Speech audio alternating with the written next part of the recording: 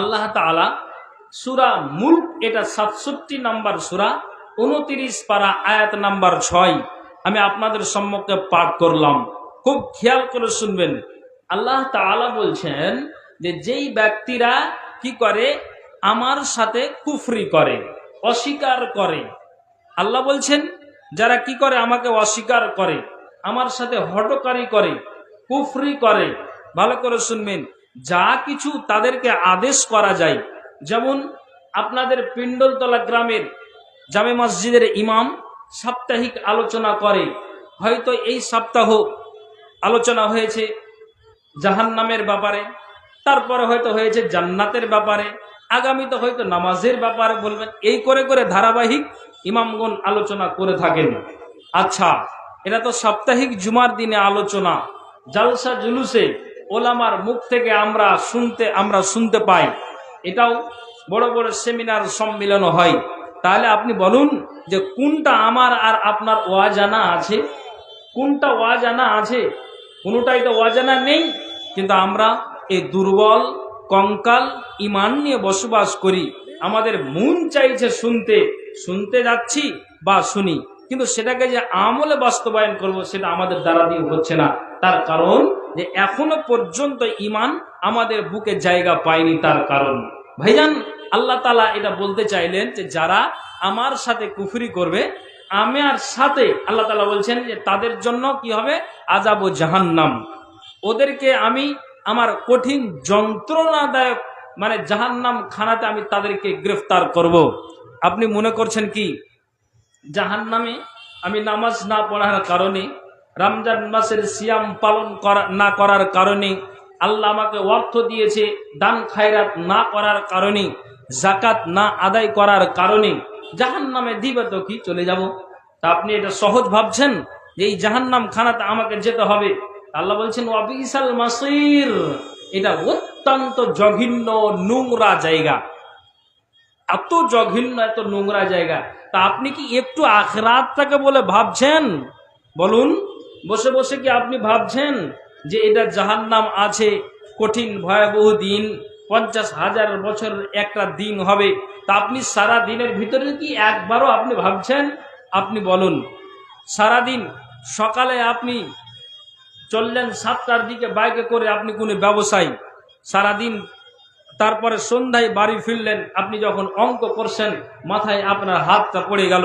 বলছে কেন পড়লো? এই জন্য যে আজকে ব্যবসাতে আমার লাভ হলো না লস হলো, এটাই তো চিন্তা। সারা দিনের ব্যবসাটাতে যদি আপনার লস আর লাভে গালে হাত আর মুখে হাত পড়ে যায়, তাহলে দিন আর রাত আমি আর আপনি আল্লাহর বিধানকে উল্টো করে যাচ্ছি, আল্লাহর আইনকে উল্লঙ্ঘন করে যাচ্ছি। তাহলে আপনি বলুন ওই কঠিন জায়গাতে আর নোংরা নামক জায়গাতে কি করে বাস করতে পারেন? আপনি সহজ ভেবে নিলেন করি না তো জাহান্নামে যেতে হবে, তো আবার ফের কি? কতটা কঠিন একটু মগজে কি এটা খেয়াল করেছেন? ভাইজান, একটু ধৈর্য ধরুন, ইনশাআল্লাহ অবশ্যই কিছু একটা পাবেন। কত কঠিন, কত গভীর, একটু যদি নিজে মস্তিষ্কটাকে একটু মাথাটাকে ঘুরিয়ে পেঁচিয়ে যদি একটু ভাবি, তো অবশ্যই আমাদের ঈমান আমাদের বুকের ভিতরে জায়গা পাবে। জি, আল্লাহ তাআলা রাসূল সাল্লাল্লাহু আলাইহি ওয়াসাল্লাম তিনি একটা হাদিস বর্ণনা করছেন। আবু হুরায়রা বলছেন যে আমরা একদিন কোন এক সময় রসুলের সাথে ছিলাম, মা রাসূলিল্লাহ সাল্লাল্লাহু আলাইহি ওয়াসাল্লাম। ভালো করে শুনবেন, ইজ সামিআ ওয়াজবাতান, হঠাৎ করে উপর থেকে একটা কোনো পতনের শব্দ শুনতে পেয়ে নবীজি তখন বললেন, কি বললেন? সাহাবীরা শোনো, একটা যে আওয়াজ হলো, এই আওয়াজটা কিসের হলো তোমরা কি বলতে পারবে? নবীজিকে সাহাবীরা বললেন, কুল্লা আল্লাহু ওয়া রাসূলুহু আলাম। নবীজি গো, এটা কিসের আওয়াজ হলো, এটা কিসের শব্দ হলো, এটা আল্লাহ এবং আল্লাহ রসুল ভালো জানেন, আমরা বলতে পারবো না। কেননা একটা যে আওয়াজ হলো, এটা আওয়াজটা কিসের হলো? অনেক সময় রাস্তায় গাড়ি চলতে চলতে টায়ার বাস্ট হয়ে যায়, এত জোরে আওয়াজ হয়, পার্শ্বে যদি কোনো মানুষ থেকে যায় তাহলে কিন্তু ওই আওয়াজটার কারণে মনে হয় কানের পর্দাটা ফেরে যায়। কিন্তু নবীজি বললেন যে এটা একটা বিকট আওয়াজ হলো, তা আওয়াজটা কিসের তোমরা কি বলতে পারবে? সাহাবীরা শুধালেন যে এটা আল্লাহ এবং আল্লাহ রসুল ভালো জানেন নবীজি গো, এ আওয়াজের ব্যাপারে আমরা বলতে পারবো না। খুব খেয়াল করে শুনবেন। তখন নবীজি বললেন, এবার উত্তরটা শোনো, এটা আওয়াজ কিসের হলো? কালা হাজা হাজারুন, এটা হলো একটা পাথর, মুনজু সাবঈনা খারিফান, যেই পাথরটাকে আল্লাহ 70 বছর আগে, 70 বছর পূর্বে জাহান্নাম খানাতে নিক্ষেপ করেছিলেন। আল্লাহ রসুল বলছেন এটা একটা পাথর, যেই পাথরটাকে 70 বছর আগে জাহান্নাম খানাতে নিক্ষেপ করা হয়েছে। নবীজি বললেন যেই পাথরটাকে 70 বছর আগে জাহান্নাম খানাতে নিক্ষেপ করা হয়েছে, ওই পাথরটা 70 বছর পরে জাহান্নামের তলায় গিয়ে পৌঁছেছে। তাই তোমরা এটা পাথরের আওয়াজ শুনতে পেয়েছ। সুবহানাল্লাহ। সাহাবীরা বললেন, ইয়া রাসূলুল্লাহি, ইয়া হাবিবাল্লাহি, এটা একটা কত কঠিন জায়গা। এই জায়গাটাতে নবীজি গো, একটা পাথর যদি পড়তে 70 বছর লাগে আর ওই জাহান্নামের তলা গিয়ে পৌঁছে যায়, তাহলে এই গভীর স্থলে জাহান্নাম খানাতে কোন আল্লাহর বান্দারা যাবে, কোন ব্যক্তিরা যাবে? আল্লাহ, এর আল্লাহর বান্দারা একটু চিন্তা করুন তো, আজকে আমাদের এখনো পর্যন্ত সময় আছে, এই সময়টুকু আমরা রং রসে কাটিয়ে দিই। নবীজি বলছেন দিনে তুমি 1 বার 2 বার 3 বার 4 বার করে জান্নাতকে স্মরণ করো, জাহান্নামকে স্মরণ করো, তুমি কবরকে স্মরণ করো, আল্লাহকে তুমি ভয় করো। যখন কোনো মানুষ প্রতিদিন যদি তার জাহান্নাম তার চোখের সামনে ভাসে আর তার অন্তর যদি জেগে যায়, নবীজি বলছেন তার কবরটা যদি তার চোখের সামনে ভাসে, তার কবরটাকে বলে যদি ভয় হয়, আল্লাহ পাক রাসূল বলছেন মানুষ যদি দৈনিক এই জান্নাত আর জাহান্নাম কবরকে নিয়ে ভাবনা চিন্তা করে, তাহলে আল্লাহ পাক রাসূল বলছেন অটোমেটিকলি তার দুর্বল ঈমানটা সবল হয়ে যাবে। একবার জোরে বলুন সুবহানাল্লাহ। তাহলে একটু চিন্তা করেছেন যে কত কঠিন জায়গা, কত ভয়াবহ জায়গা? তা আমরা এগুলো গবেষণা করি না। দুনিয়াতে রং আর রস নিয়েই আমরা রঙের রসে আমরা মেতে আছি। হাইরে দুঃখের বিষয়, কোন প্ল্যাটফর্মে আমরা দাঁড়িয়ে আছি, কোন জায়গাতে দাঁড়িয়ে আছি আপনি চিন্তা করুন। আরো কত কঠিন, জাহান্নামটা কত কঠিন, তা আমি আর একটু আপনাকে বুঝাচ্ছি, ভালো করে শুনবেন। ভাইজান, আপনাদের কি বিরক্ত লাগছে নাকি? বলছি একটু হ্যাঁ না বলেন, মাইক কথা কিন্তু আওয়াজ আছে তো, আমি বুঝাচ্ছি। বলছি আপনার অসুবিধা হচ্ছে কি? মাইকের আওয়াজ ঠিক আছে তো? বুঝতে অসুবিধা হচ্ছে না তো? মানে এই জন্য প্রশ্নটা করলাম যে এই যে আওয়াজগুলো আছে তার জন্য বলছি, ঠিক আছে তো? আচ্ছা, এবার চলুন মা বোন ভালো করে বসে থাকুন। কত কঠিন জাহান্নামটা, কত কঠিন আর একটা আপনাকে শোনাচ্ছি। বলছে কারা যাবে? যারা আল্লাহর সাথে কুফরি করে তারা, যারা আল্লাহর বিধানকে অস্বীকার করে চলে তারা। তো কত কঠিন নবীজি বলছেন, ওয়ানি নু'মান ইবনে বাশির রাদিয়াল্লাহু তাআলা আনহুমা قال سمعت رسول الله صلى الله عليه وسلم يقول إن أهون أهل النار عذابا يوم القيامة لا رجل يوجد في أكمس قدميه جمرتان يغلي منهما دماغه ما يرى أن أحدا أشد منه عذابا وإنه لأهوانه عذابا মুত্তাফাকুন আলাই। নু'মান ইবনে বাশির বলেন নবীজির মুখ থেকে আমি এই হাদিসটা শুনলাম, নবীজি এই হাদিসটাকে বর্ণনা করছেন আর আমার যেন এটা আমার কানে আসলো।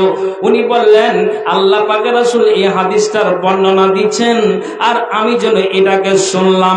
নবীজি কি বলছেন? কিয়ামতের দিন সবচাইতে লঘুতর শাস্তি প্রাপ্তর ব্যক্তির শাস্তি হবে এটাই, সবচাইতে নিম্ন শ্রেণীর আযাব হবে, সবচাইতে যেটা ছোট আযাব হবে।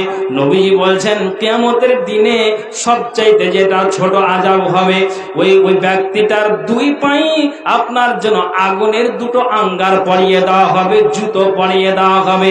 আল্লাহ পাক রাসূল বলছেন ওই আগুনের যখনই তার পায়ে দুটো আপনার জুতোকে পরিয়ে দেওয়া হবে। ওরে মায়েরা আর বোনেরা কান খুলে শুনবেন, যেমন মায়েরা ভাত রান্না করে, ভাতের পানিটা আপনার গুরমিতে গেলে কেমন টকবক করে ফুটে, নবীজি বলছেন যে যখন ওই ব্যক্তিটাকে ওই জাহান্নামে যখন দুটো আপনার আগুনের জুতাকে পরিয়ে দেওয়া হবে, তখনই কিন্তু তার যেন ওই জুতা পরার আপনার বিনিময়ে যখনই পরানো হলো, সঙ্গে সঙ্গে তার মাথার মগজটা টকবক টকবক করে ফুটতে থাকবে। একবার বলা যাবে নাকি সুবহানাল্লাহ? এই পৃথিবীর মানব ওই জুতা পরিয়ে দেওয়ার কারণে তার মাথার আগুনটা আপনার মগজটা টকবক করে ফুটবে। ওই ব্যক্তি বলবেন, আল্লাহ কিয়ামতের দিনে আজকে যে আমাকে আগুনের জুতা পরিয়ে দেওয়ার কারণে আমার মাথার মগজটা টকবক করে ফুটে, পৃথিবীর কোনো মানুষকে এরকম আযাব দেওয়া হয়নি যতটা আমাকে এত বড় আযাব দেওয়া হয়েছে, এত বড় শাস্তি দেওয়া হয়েছে। নবীজি বলছেন, না না না, কিয়ামতের দিনে সব চাইতে যদি নিম্ন শ্রেণীর আযাব থাকে তাহলে এটাই আযাব কিয়ামতের দিন আছে। একবার বলুন সুবহানাল্লাহ। ভাইজান, তাহলে কত কঠিন এই 50,000 বছরের দিনে আমাদেরকে, যারা আমাদের আমলটা যদি সঠিক না হয়, যার যেরকম আমল সেইভাবে আমাদের জীবনটা মানে সেইভাবে আমাদের শাস্তি পেতে হবে। পৃথিবীর মানুষ, আপনি চিন্তা করে দেখুন। আচ্ছা আপনি বলুন, আপনাকে যদি জিজ্ঞেস করি ভাই আপনার ডেট অফ বার্থ কত, জন্ম তারিখটা বলেন, আপনি বলবেন মুলি সাহেব কি আর বলবো, বাবা মার অঙ্কতে হিসাবে আমার বয়সটা তো মানে 60+ হয়ে গেছে। ওকে যদি ওই বুড়ো মানুষটাকে, ভাইকে, দাদুকে জিজ্ঞেস করছি, আচ্ছা আপনি কি নামাজ পড়েন, তারপরেও বলছে যে আমি কোন দিন জুমার নামাজ পড়েছি আমারই খেয়াল নাই। আল্লাহু আকবার। এরকম মানুষ আছে না? একটু হ্যাঁ না বলবেন কি আপনারা? আছে। বয়স কত? 60+। আপনি ভালো করে শুনবেন, দুনিয়ার মোহে পড়ে আছে, দুনিয়ার সম্পদে পড়ে আছে। আমাদের অঞ্চলের একটা মানুষের কথা বলছি, এত আমার সাথে খাতির বন্ধুত্ব ছিল, বেচারা 35 থেকে 36 বছর বয়সে ওই বেচারা মারা গিয়েছে। তো ওকে যতবারই দেখা হতো কুমারগঞ্জ স্ট্যান্ডে, তখন বলছে নামাজ কি ধরেছ? বলছে বয়স তো এখনো পড়ে আছে মৌলভী সাহেব। কি কথা আপনি বলছেন? অথচ আমার কাছের মানুষ। তারপরও দেখি সকালে ওকে মানে হেদায়েতের কথা বললাম, ওকে কোরআন হাদিসের আলোচনা বললাম, আর বইকালে দেখছি যে মদের ভাটিতে বোতল নিয়ে খালি আছে। তাহলে লোকটার কতটা মানে দুনিয়ার মোহে পড়ে আখিরাতটাকে ভুলেছে। আহা হা, কোনো খেয়াল নাই। নবীজি বলছেন মানুষ যখন মারা যাবে তখন টেরটা পাবে, বুঝতে পারবে। আল্লাহ পাকের রাসূল বলছেন, দুনিয়ার মানুষ তোমরা কান খুলে শোনো, তোমাদেরকে জানিয়ে দেওয়া হচ্ছে। নবীজি বলছেন, আন আব্দুল্লাহ ইবনে উমর قال قال رسول الله صلى الله عليه وسلم إن أحدكم إذا مات عرض عليه مقعده بالغداة والعشي إن كان من أهل الجنة فمن أهل الجنة وإن كان من أهل النار فمن أهل النار। ইবনে উমর বলছেন, রাসূল সাল্লাল্লাহু আলাইহি ওয়াসাল্লাম বলছেন, তোমাদের মধ্যে যখন কোনো ব্যক্তি মারা যায়, এর পিণ্ডল তারা গ্রামের মা আর বোনেরা, বাবা ও ভাইরা একটু কান খুলে শুনবেন তো। ঠিক নবীজি বলছেন, এখন ওই লোকটার 60+ হয়েছে, তারপর যখন তাকে বলা হয় তখন বলছে এখনো আমার আয় আছে মৌলভী সাহেব, আমি জানের পারওয়া করি না, আমি কিছুরির পারওয়া করি না, এখন আমার সময় আছে। কিন্তু ওই লোকটা 37 বছরের মাথায় এখন কবরে ঘুমিয়ে আছে, নমাজের ধার ধারেনি, রোজার ধার ধারেনি, ডাইরেক্টলি রমজান মাসে সে মদের বোতল নিয়ে আপনার মানুষের সামনে ওপেন পান করেছে। সুবহানাল্লাহ। এই বেচারা কবরে। নবীজি বলছেন, যখন ওই মানুষটাকে, মাইয়াতটাকে সুন্দর করে গোসল দেওয়ার পরে, কাফনটাকে পরিয়ে দেওয়ার পরে, আবার যখন ওই 4 জন 6 জন যখন খাটনিটা কাঁধে করে আর নিয়ে যায়, আবার জানাজা পড়িয়ে দেওয়ার পরে যখন ওই মাইয়াতটাকে তার আপনার আসল ঠিকানা কবরে যখন শুইয়ে দেওয়া হয়, আল্লাহ পাক রাসূল বলছেন মানুষ যখন পিঠ ঘুরা দিবে, মানুষ যখন নিজের বাড়ির দিকে যাবে, আল্লাহ পাক রাসূল বলছেন যদি ওই ব্যক্তিটা 3টা প্রশ্নের জবাব যদি সঠিকভাবে দিতে পারে তাহলে কিন্তু সুখময় স্থান হয়ে গেল, কবরে পাস হলো, তার মানে আখিরাতেও ব্যক্তিটা পাস করবে। আর যদি ওই 3টা প্রশ্নের জবাব যদি তার দ্বারা দিয়ে অসম্ভব হয় তাহলে জেনে নিতে হবে যে ওই ব্যক্তিটা কিয়ামত পর্যন্ত তার কবরে শাস্তি চলতেই থাকবে।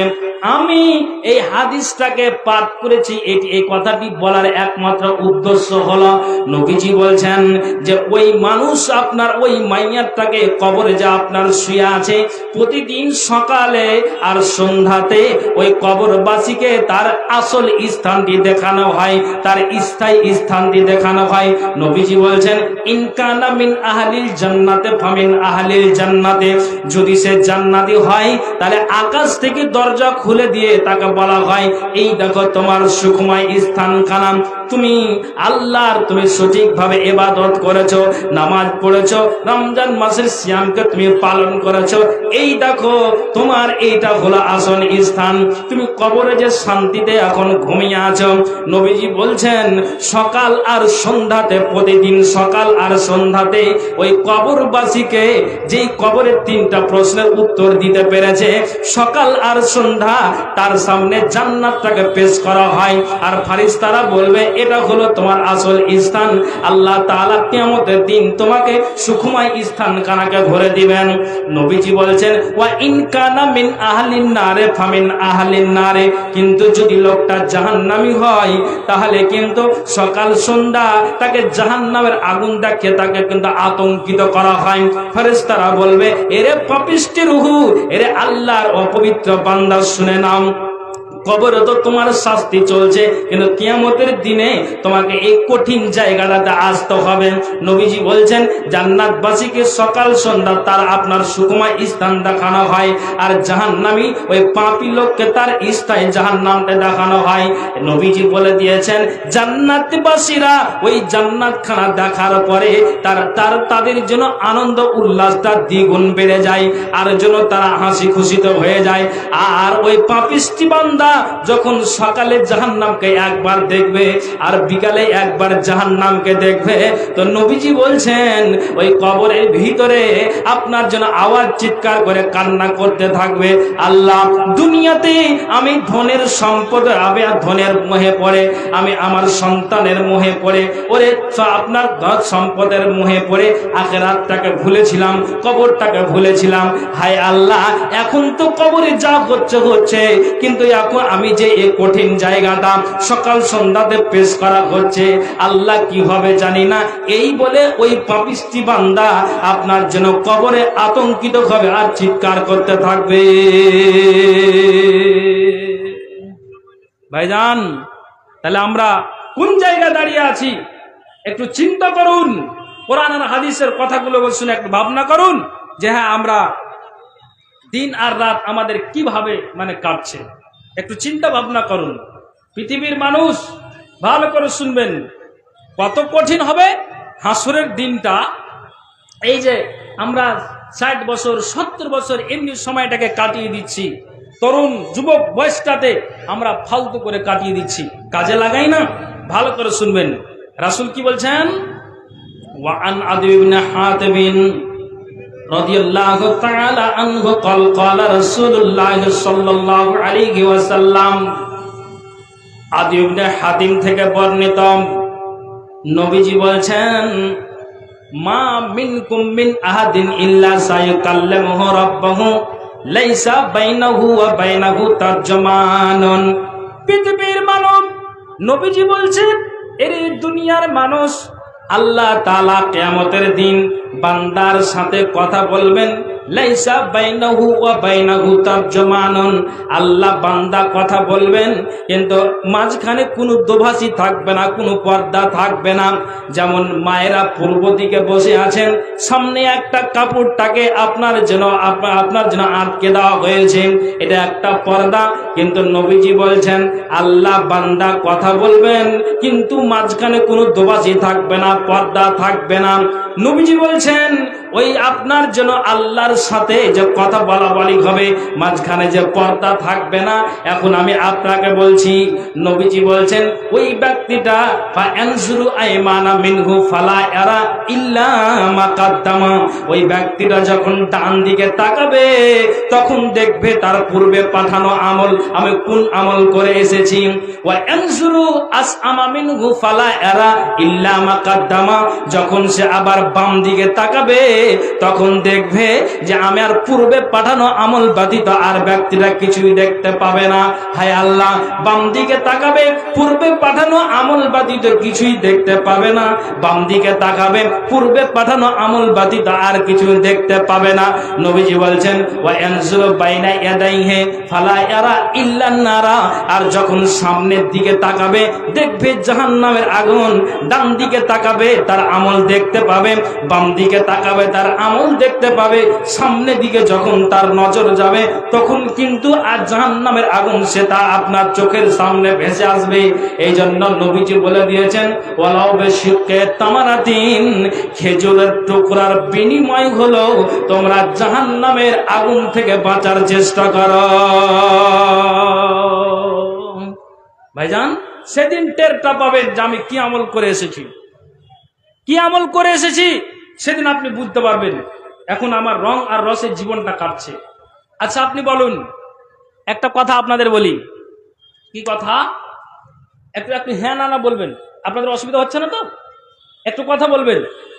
নবীজির আল্লাহ তাআলার জীবনের আগের পরের গুনাহ মোচন করেছেন, হ্যাঁ না না একটু বলবেন। নবীজির গুনাহ আছে কি? কথা বলেন না যে ভাই গুনাহ নাই। কোনোদিন নবীজি মিথ্যা কথা বলেছেন? একটু বলেন, বলেননি। আচ্ছা আপনি কথা বলেন, নেকি আছে আপনার? মানুষকে ধোঁকা দিয়েছেন আল্লাহ রসুল? দেননি। সৎ মানুষ, নিখুঁত, নির্ভেজাল তিনি নবী মুহাম্মদুর রাসূলুল্লাহ সাল্লাল্লাহু, আম্বিয়া ইকরামেরা এসেছিলেন, নবী রাসূলেরা এসেছিলেন, অগ্রপশ্য জীবনের গুনাহ আল্লাহ তাআলা মোচন করে দিয়েছেন। একটা হাদিস মনে আসলে, বুঝতে পারলেন? এই জন্য এই কথাটা বলছি। দেখেন, এত কঠিন হাসর ময়দান হবে আর জাহান্নামের জায়গাটা হবে, তারপরে কিন্তু আমাদের ভাবনা নেই তো। কিন্তু এবার আপনাকে বলি, আব্দুল্লাহ ইবনে শিখির বলছেন কালা আতাইতু রাসূলুল্লাহি সাল্লাল্লাহু আলাইহি ওয়াসাল্লাম, আমি নবীজির কাছে আসলাম, নবীজির দরবারে আসলাম, ওই মতো অবস্থায় ওহুয়া ইউসাল্লি, নবীজিকে দেখছি নবীজি যেন বুকে হাত বেঁধে নামাজরত অবস্থায় আছেন। ঠিক আব্দুল্লাহ ইবনে শিখির বলছেন আমি ওই মতো অবস্থাতে আসলাম, নবীজি নামাজ পড়ছেন, আর আমি নামাজরত অবস্থাতে নবীজিকে দেখে আমি পিছন দিকে সরে একটু দাঁড়িয়ে গেলাম।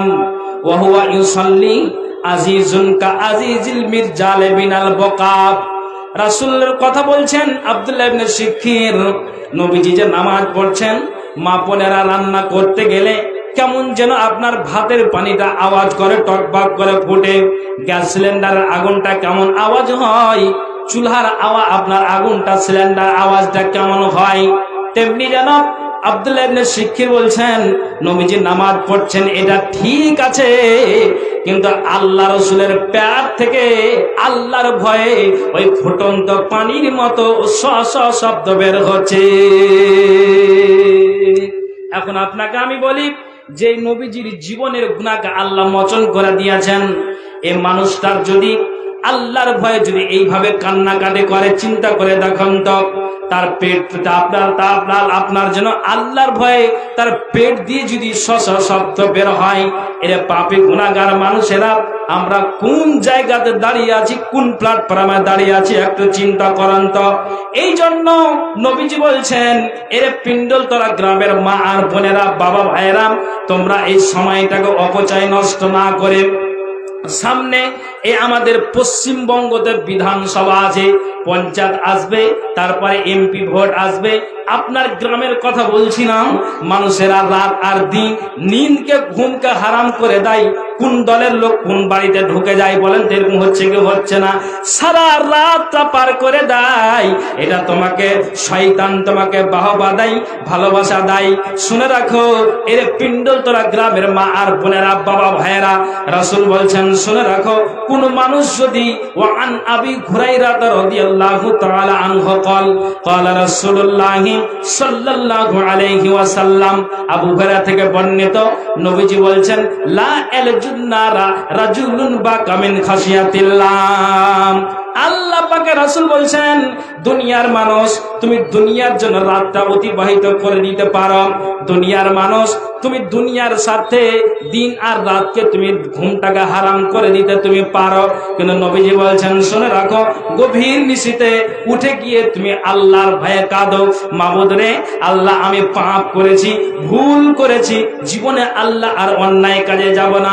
আল্লাহ, এই রাত্রিটাতে জেগেছি, পশু পাখি পৃথিবীর সমস্ত মানুষেরা ঘুমিয়ে আছে, শুধু আপনাকে পাবার জন্য। আল্লাহ গো, নবীজি বলছেন যদি ওই মানুষটার চোখ দিয়ে এক ফোঁটা জল যদি আল্লাহর ভয় বেরিয়ে যায়, তাহলে নবীজি বলছেন লা ইয়ালজুন্নারা রাজুলুন বাকা মিন খাশিয়াতিল্লাহ।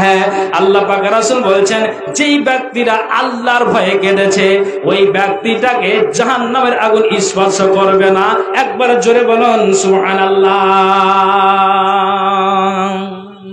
জি ভাইজান, আপনি ভাবুন আর চিন্তা করুন যে আমার সময়টা কিভাবে যাচ্ছে, আমার দিনটা কিভাবে যাচ্ছে, কতটা কঠিন জায়গা, কতটা ভয়াবহ জায়গা।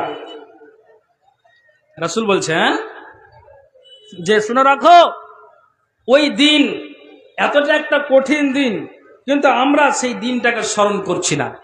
জাহান্নাম বলে আমাদের কোনো খেয়ালই নেই। রাসূল বলছেন যে জাহান্নামে কারা যাবে, জান্নাতে কারা যাবে। আল্লাহ রাসূল সাল্লাল্লাহু আলাইহি সাল্লাম হাদিসে উল্লেখ করে দিয়েছেন। এটাও আবু হুরায়রা থেকে হাদিসটি বর্ণিত, ভালো করে শুনবেন। নবীজি বলছেন কালা ইহতাজ্জাতিল জান্নাতু ওয়ান নার, জান্নাত এবং জাহান্নাম তারা যেন আপোষে যেন ঝগড়া করবে, বিবাদ করবে, জান্নাত আর জাহান্নাম। ঠিক জান্নাত বলবে ফাকালাতিল জান্নাতু ফি যুআফাইন নাসি ওয়া মাসাকিনহিম, জান্নাত বলবে আমার আমার আমার যেন আমার ঘরে আমার স্থানে কে জায়গা পাবে, যারা নম্র মানুষ, যারা ভদ্র মানুষ, যারা পরহেজগার মানুষ, যারা দিনদার মানুষ, আল্লাহ ভীরুতা তাকওয়া অবলম্বন করে চলে, এক কথাই সরল আপনার জন্য সরল সিধা ভাবে চলে। দুনিয়াতে মানুষটাকে দেখলে বোঝা যায় যে একটা ভদ্র মানুষ। নবীজি বলছেন যে ওই জান্নাতে নম্র আপনার জন্য ভদ্র মানুষ, নম্র মানুষ, এক কথায় পরহেজগার দিনদার মানুষেরা আল্লাহর জান্নাতে প্রবেশ করবে। আর জাহান্নাম বলছে শুনে রাখো, আমার কাছে কে আসবে, ফিল জাব্বারুনা ওয়াল মুতাকাব্বিরুন, আমার কাছে আসবে কারা? আল্লাহ পাক রাসূল বলছেন যারা অহংকারী, যারা স্বৈরাচারী, যারা বিবাদকারী, যারা একবারে দুনিয়াতে ফাসিক, যারা ফাজির, যারা ভিত্তিহীন, যারা চরিত্রহীন কথা বলে, যারা নোংরা কথা বলে, আখিরাতকে পারওয়া করে না, জাহান্নামকে বলে সে পারওয়া করে না, কবরকে ভয় করে না, আল্লাহর তার ভিতরে যেন অন্তরে ভয় নাই। নবীজি বলছেন যে ওই অহংকারী স্বৈরাচারী ব্যক্তিরা আল্লাহর জাহান্নাম খানাতে প্রবেশ করবে। এইভাবে জান্নাত জাহান্নাম ঝগড়া করবে। ফাকাযাল্লাহু বাইনাহুমা, আল্লাহ তাআলা জান্নাত জাহান্নামের মধ্যে ফয়সালা দিবেন। এই জান্নাত তোমাকে বলা হচ্ছে ফাকালাতিল জান্নাতু ইন্নাকিল জান্নাতা রাহমাতি আরহামু বিকা মান আশাউ, এরে আমার জান্নাত তুমি হলে আমার রহমত, তোমাকে দিয়ে কাকে ভরে দিতে হবে, তোমাকে দিয়ে জান্নাতটা কাকে দিয়ে পূরণ করে দিতে হবে, এই দায়িত্বটা আমার। খবরদার তোমরা এইভাবে এক অপরের তর্কে জড়াতে যেও না। তারপর বলা হবে এরে আমার জাহান্নাম তুমি হলে আমার কঠিন জায়গা, কঠিন পায় ওই জায়গা, তো তোমার জাহান্নামটাকে কাকে দিয়ে ভরে দিতে হবে সেই দায়িত্বটা আমার। ওয়ালে কুল্লে কুমা আলামিল ওহা, উভয়কে ভরে দেওয়ার দায়িত্বটা আমার। খবরদার তোমরা আপসে ঝগড়া করতে যেও না। নবীজি অন্য হাদিসে বলেছেন যে শুনে রাখো, উসামা থেকে হাদিসটি বর্ণিত। রাসূল সাল্লাল্লাহু আলাইহি সাল্লাম বলছেন, উনি বলছেন আল্লাহ পাকের রাসূল মেরাজের রজনীতে তিনি জান্নাতের দরজাতে দাঁড়ালেন। কালা কুনতু আলা বাবিল জান্নাতে ফাইজা আম্মাতু মান দাখালা হাল মাসাকিন। নবীজি বলছেন ঠিক মেরাজের রজনীতে আমি জান্নাতের দরজাতে দাঁড়ালাম। তা আমি ওই দরজাতে দাঁড়িয়ে ঠিক আমি গেটের সামনে দাঁড়িয়ে আমি দেখলাম যে যারা একবারে মিসকিন, যারা ফকির, যারা দরিদ্র শ্রেণীর মানুষ, যারা নম্র ভদ্রতা দুনিয়াতে দেখিয়েছে, এই শ্রেণীর মানুষগুলো আল্লাহর জান্নাতে প্রবেশ করছে। এটা আমি দেখলাম। আর একটা কি দেখলাম আমি, ওয়া আন্না আসহাবুল জাদ্দে মাহবুসুনা গায়রাম। নবীজি বলছেন যাদেরকে আল্লাহ মাল দিয়েছে, যাদেরকে আল্লাহ ধন দিয়েছে, এই ধনটা আর মালটাকে আপনার জন্য অপচয় খরচ করেছে, নষ্ট করেছে, আল্লাহর রাস্তাতে ব্যয় করেনি। পিন্ডলতলা মসজিদের জালসা আলেম ওলামাগণ চেয়েছে, দানের হাতটা বাড়িয়েছে, কিন্তু আপনাকে আপনি গুটিয়ে নিয়ে বাড়ি চলে গিয়েছেন, আপনি হাত বাড়িয়ে দানটা করেননি। এক কথাই আল্লাহ যে আপনাকে ধন দিয়েছে, মাল দিয়েছে, এই মালটাকে আপনি অপচয় নষ্ট করেছেন, আর মালের আপনার জন্য কোনো খেয়াল করেননি। নবীজি বলছেন এই অর্থশালী সম্পদশালী মানুষদেরকে জান্নাতের গেটে আটকানো আছে, এখনো পর্যন্ত তারা পাসপোর্ট ভিসা পায়নি। তারপরে নবীজি বলছেন ওখান থেকে আমি আবার যখন ওয়াকুমতু আলা বাবিন নারে, আমি যখন জাহান্নামের দরজাতে দাঁড়ালাম, আল্লাহ পাক রাসূল বলছেন দাঁড়িয়ে আমি কি দৃশ্য দেখলাম, ফাইজা আম্মাতু মান দাখালা হান্নেসা, আমি ওই জাহান্নামের দরজাতে দাঁড়িয়ে দেখলাম যে ওই জাহান্নামে প্রবেশ করছে কারা, না তো মহিলার দলেরা। ওই মহিলার দলেরা অধিকাংশ নারীরা আল্লাহর জাহান্নাম খানাতে প্রবেশ করছে। ভাইজান আমি এই দৃশ্যটা দেখলাম। কে বলছেন? আল্লাহ পাক রাসূল সাল্লাল্লাহু আলাইহি ওয়াসাল্লাম।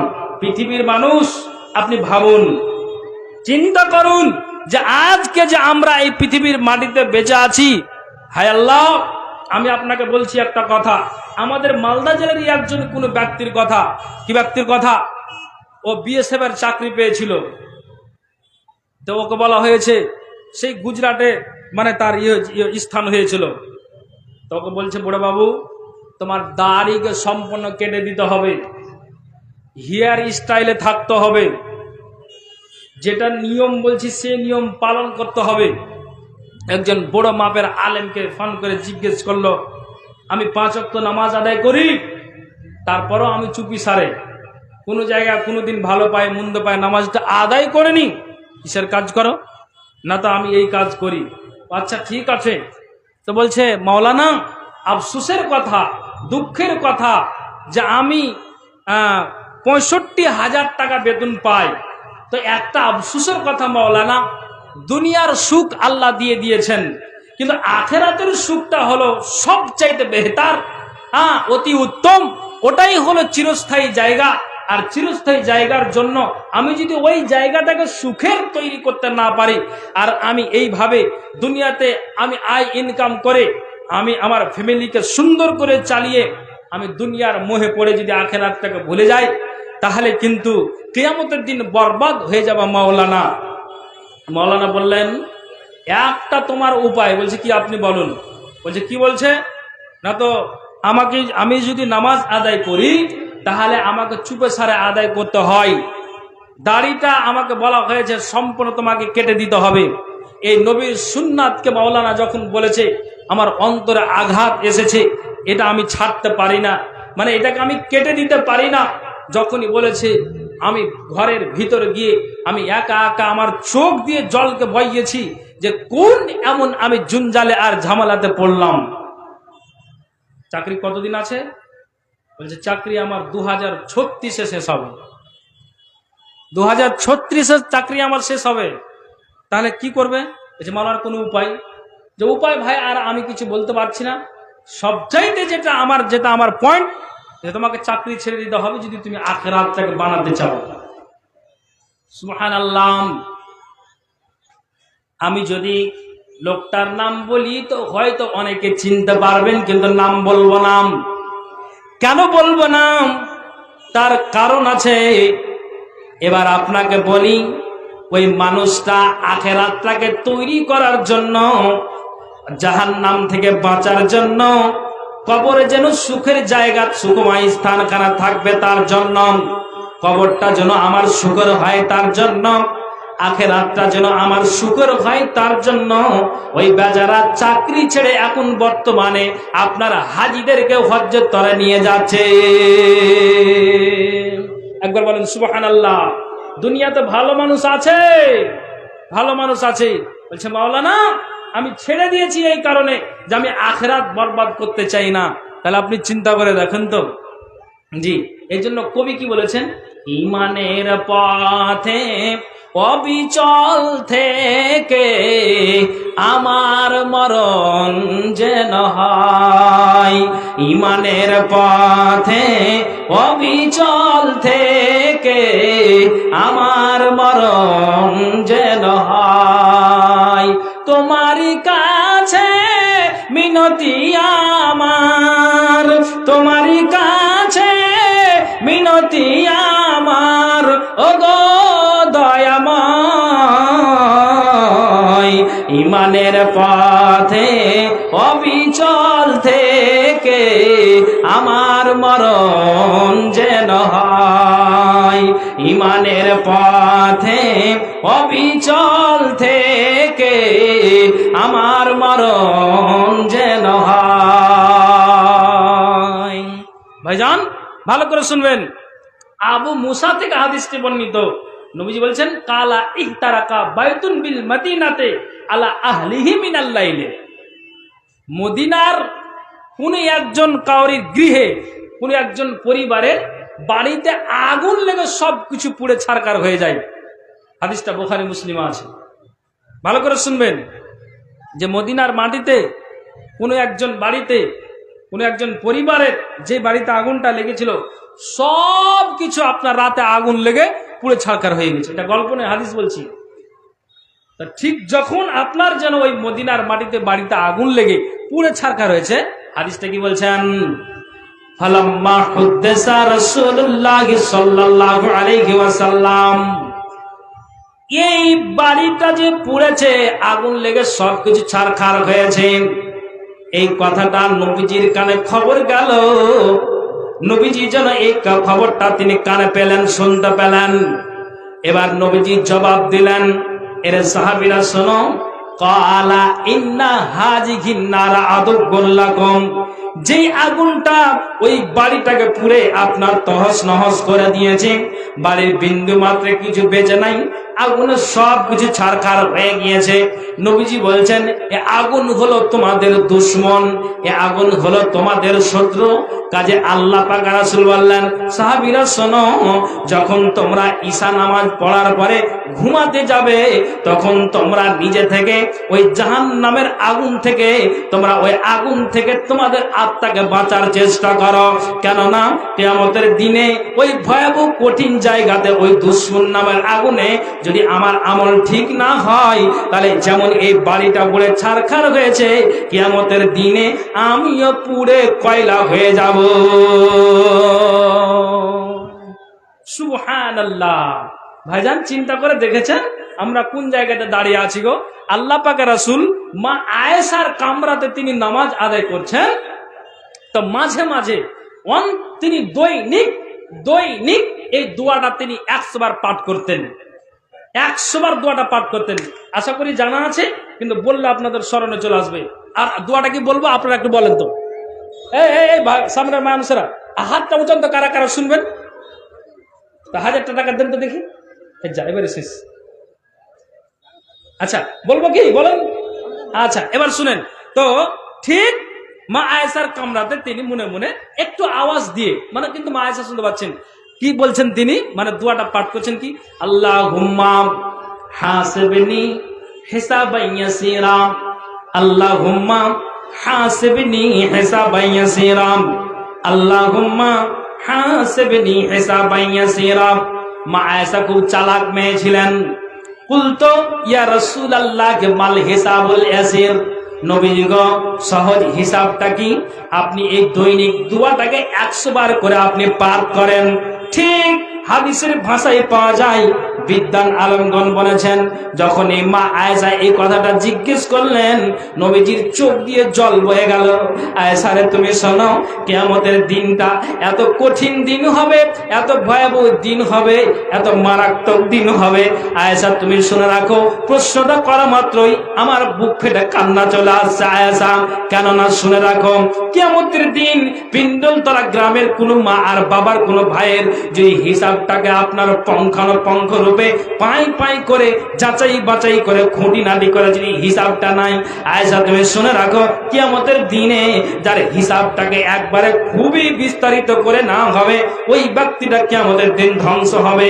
আর যার হিসাবটাকে সহজভাবে নিয়ে ছেড়ে দেওয়া হবে, সে নিশ্চিত আপনার তার প্রতিফলটা ভালো আছে।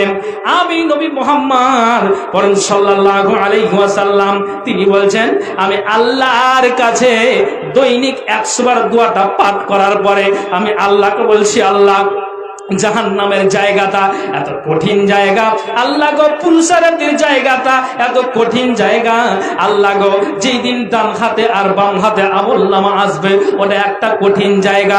এ আল্লাহ, হাসরের ময়দানে আল্লাহ গো 50,000 বছরের দিনে আমার উম্মতেরা আপনার জন্য কাতারে সারিবদ্ধ হয়ে দাঁড়িয়ে থাকবে, এত একটা কঠিন দিন। হায় আল্লাহ, নবীজি বলছেন, আয়েশা রে, গুনার কারণে কাউরির টাকনু পর্যন্ত, কাউরির হাঁটু পর্যন্ত, কাউরির কোমর পর্যন্ত, কাউরির বুক পর্যন্ত, গলা পর্যন্ত। হযরত ওমর রাদিয়াল্লাহু তাআলা আনহু বলেন, রাসূল সাল্লাল্লাহু আলাইহি ওয়াসাল্লাম বলেছেন, এমন কি কতগুলি মানুষের পাপ হবে, আলা আনসাফে উজনাই হে, ওই আপনার ঘামের সাগরে, ঘামের আপনার যেন ভরে তাদের কানের অর্ধ অংশ পর্যন্ত চলে যাবে। আমি আয়েশা আল্লাহর কাছে দৈনিক এই দোয়াটাকে 100 বার পাঠ করি। আমি আল্লাহকে বলি, আল্লাহ গো, তুমি নবী মুহাম্মদের পক্ষ থেকে কিয়ামতের দিন সহজ হিসাবটা নিও। একবার জোরে বলেন সুবহানাল্লাহ। হ্যাঁ, বুঝে নিছি। সাদিকুল ইসলাম 1000 টাকা। ভাইজান একটু চিন্তা করুন, একটু চিন্তা করুন। 9:30 পর্যন্ত টাইম তো? হ্যাঁ, বলেন বলেন। ঠিক আছে, আমার ওইটা মাথায় আছে। আচ্ছা, এটা এখানে আছে, এখানে তাড়াতাড়ি বলেন, না তো লাইন কাটিয়ে যাবে। আমরা মসজিদের উন্নতিকরণে আলোচনা করেছি যে জাল ছাটা এমন হতে পারে, মেঝে করা বা প্লাস্টার করা বা মাস্টার, এটা নয়। আমাদের দোতলা কাজ করতে হবে। লোক ধরছে না, সমস্যা হচ্ছে। আমাদের দোতলা কাজ একবার আরম্ভ করতে হবে, আর নিচে তালা কমপ্লিট আছে। যাই হোক, আপনাদের কাছে আমরা ভালোভাবে একটা সহায়তা চাইছি যে আপনারা একটা মোটা কিছু দাম দেন, সিমেন্ট, বালু, পাথর, যে যেরকম পারবেন একটু দিয়ে সহায়তা করেন, যাতে আমাদের যাওয়ার উপরে আমাদের সব কিছু হয়ে যায়। আপনারা একটা মত করে একটা দাম খেয়াল করবেন আপনারা, এটাই আমাদের অনুরোধ মসজিদ কমিটির থেকে।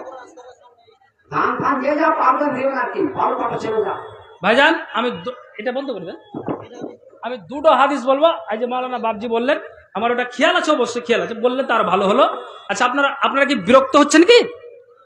তো শুনেন, আমি দুটো হাদিস বলবো, দুটো হাদিস বলে আমি মূল উদ্দেশ্য দিকে যাব। দুটো হাদিস কি একটু খেয়াল করে শুনবেন। কথাটা আমি বুঝাতে চাইছি, নবীজিকে যখন জিজ্ঞেস করা হলো যে রাসূলুল্লাহ সাল্লাল্লাহু আলাইহি ওয়াসাল্লাম আন আকসারি মা ইদখুলুন নাসাল জান্নাত ইয়া রাসূলুল্লাহ, আল্লাহ পাকের রাসূল আপনি বলেন তো সর্বাধিক পরিমাণে কোন বস্তু আল্লাহর জান্নাতে নিয়ে যাবে, কোন বস্তু? তখন নবীজি বললেন, কালা তাকওয়াল্লাহি ওয়া হুসনুল খুলুক।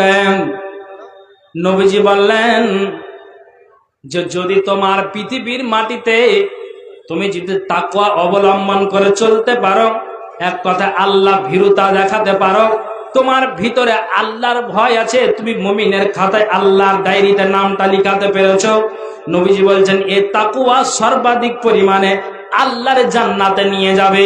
তারপরে দ্বিতীয় নাম্বারে নবীজি বললেন ওয়া হুসনুল খুলুকে, পৃথিবীর মাটিতে যার চরিত্র ভালো, যার ব্যবহারটা ভালো, যার আখলাক ভালো, এক কথায় নবীজি বলছেন, এরে দুনিয়ার মানুষ তোমরা কান খুলে শোনো।